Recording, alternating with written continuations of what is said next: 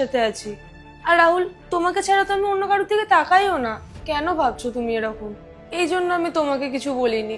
Past নিয়ে কথা বললে একটা ভালো সম্পর্কও খারাপ হয়ে যায়। সরি। আর আমি ডিলিটও তো করে দিয়েছি এই ফটোটা। ঠিক আছে। আচ্ছা, তোমার কোনো পাস্ট ছিল না? আরে না না, আরে বলো না, আমিও তো তোমাকে বললাম। ওই ছিল কত বছর আগে? ছিল ওই 2-3 বছর আগে। কোন 2-3 বছর আগে?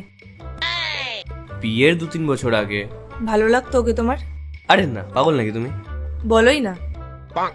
হ্যাঁ, ঠিক ছিল, ভালোই ছিল। তুমি কি ওকে জড়িয়ে টড়িয়ে ধরেছিলে? আরে না না, চড়িয়ে টড়িয়ে ধরিনি। বলোই না। একবার কি দুবার, ঠিক মনে নেই। ঠিক আছে, মিথ্যে বলো, আরো মিথ্যে বলো। হ্যাঁ, তার মানে তুমি ওর সাথে অনেক কিছুই করেছো। আরে পাগল নাকি তুমি? কি সব বলছো? দেখ, সরো তো। আরে কি হলো? এই তো একটু আগেই বলছিলে সবার পাস থাকে, তোমারও পাস ছিল, আমারও পাস আছে, এখন আবার কি হলো?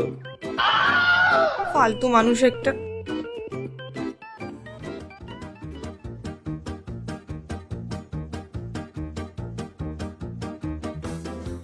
আরে পায়েল, তোমার আবার কি হলো?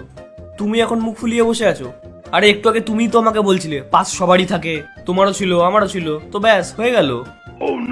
যাও তো এখান থেকে। জানি না কি কি করে বেরিয়েছো ওর সাথে। আরে পাগল নাকি তুমি? অনেক পুরনো কথা ওটা।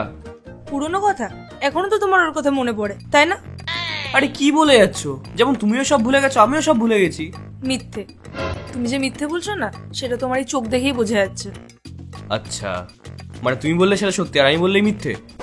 হ্যাঁ। আচ্ছা চলো আইসক্রিম খাবো। না। আরে চলো।